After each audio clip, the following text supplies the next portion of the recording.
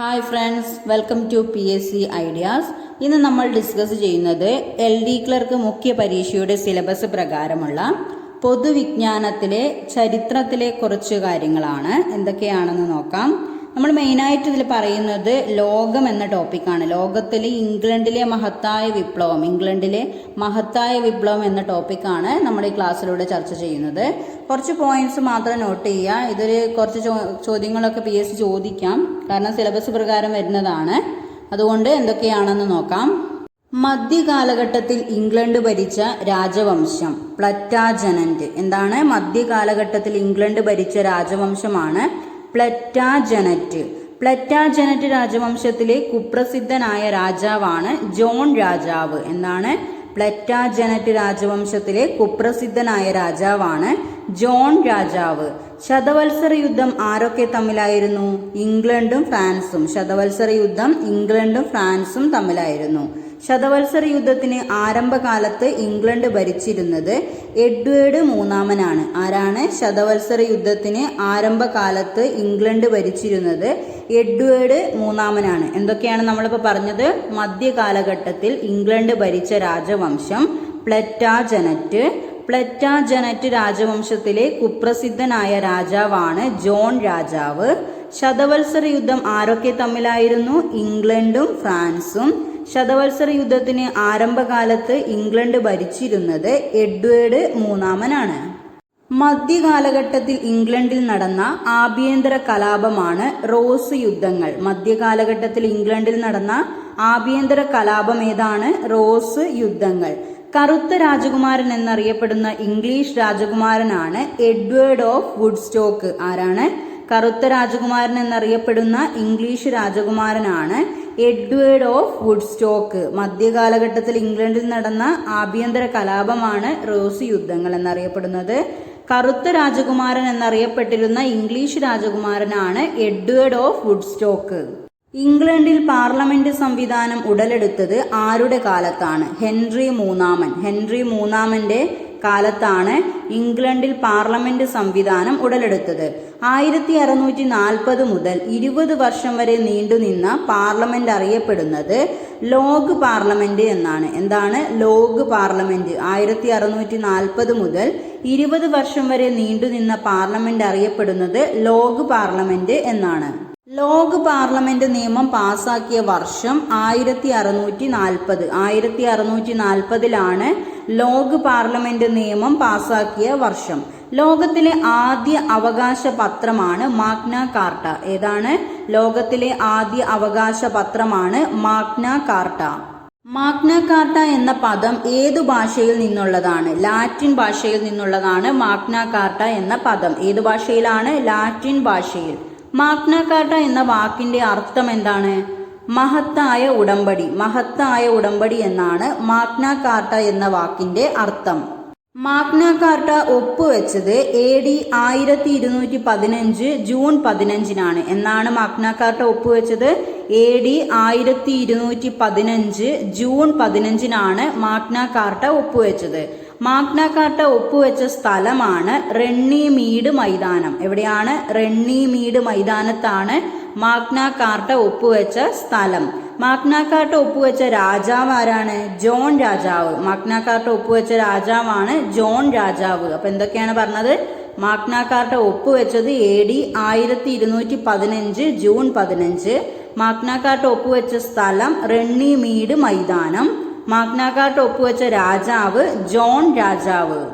1649 ജനുവരി 30 രാജ്യദ്രോഹ കുറ്റം ചുമത്തി വധിക്കപ്പെട്ട ഇംഗ്ലീഷ് ഭരണാധികാരിയാണ് ചാൾസ് ഒന്നാമൻ. ആരാണ്? 1649 ജനുവരി 30 രാജ്യദ്രോഹ കുറ്റം ചുമത്തി വധിക്കപ്പെട്ട ഇംഗ്ലീഷ് ഭരണാധികാരിയാണ് ചാൾസ് ഒന്നാമൻ.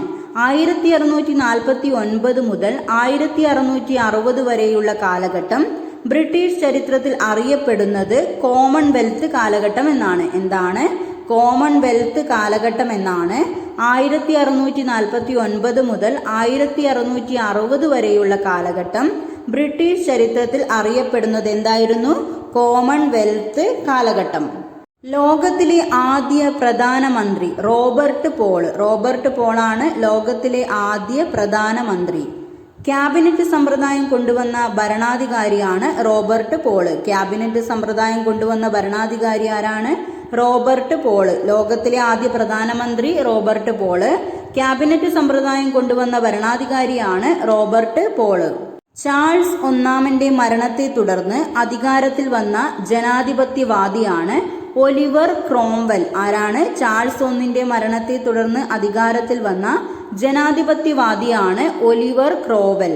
ലോർഡ് പ്രൊട്ടക്ടർ എന്നറിയപ്പെട്ടിരുന്നത് ഒലിവർ ക്രോംവെൽ എന്നാണ്. എന്താണ്? ലോർഡ് പ്രൊട്ടക്ടർ എന്നറിയപ്പെട്ടിരുന്നത് ആരാണ്? Oliver Cromwell. ഒലിവർ ക്രോംവെൽ ആണ് ലോർഡ് പ്രൊട്ടക്ടർ എന്നറിയപ്പെട്ടിരുന്നത്.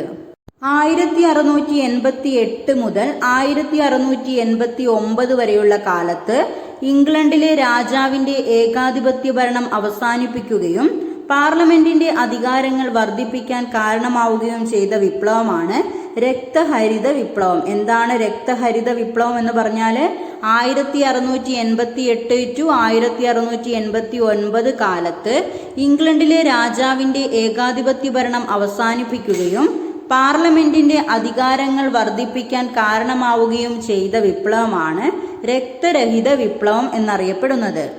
ഇംഗ്ലണ്ടിലെ രക്തരഹിത വിപ്ലവത്തിന് ദൃക്സാക്ഷിയായ ഇംഗ്ലീഷ് ഭരണാധികാരിയാണ് ജെയിംസ് രണ്ടാമൻ. ആരാണ്? ഇംഗ്ലണ്ടിലെ രക്തരഹിത വിപ്ലവത്തിന് ദൃക്സാക്ഷിയായ ഇംഗ്ലീഷ് ഭരണാധികാരിയാണ് ജെയിംസ് രണ്ടാമൻ.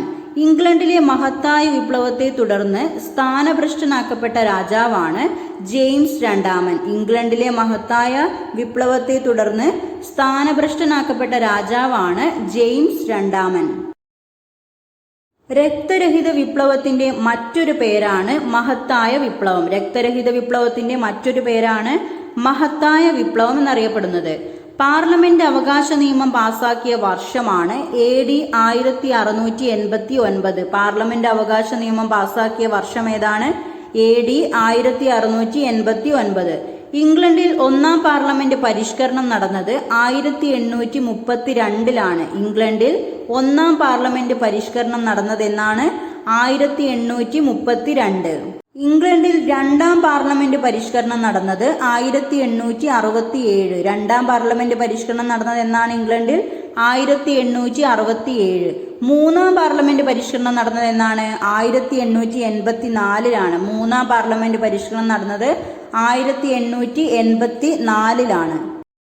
തൊഴിലാളികളുടെ അവകാശ സംരക്ഷണത്തിനായും രാഷ്ട്രീയ പരിഷ്കരണങ്ങൾക്കും വേണ്ടി ഇംഗ്ലണ്ടിൽ ഉയർന്നു വന്ന പ്രസ്ഥാനമാണ് ചാർട്ടിസ്റ്റ് പ്രസ്ഥാനം. എന്താണ് ചാർട്ടിസ്റ്റ് പ്രസ്ഥാനം എന്ന് പറഞ്ഞാൽ?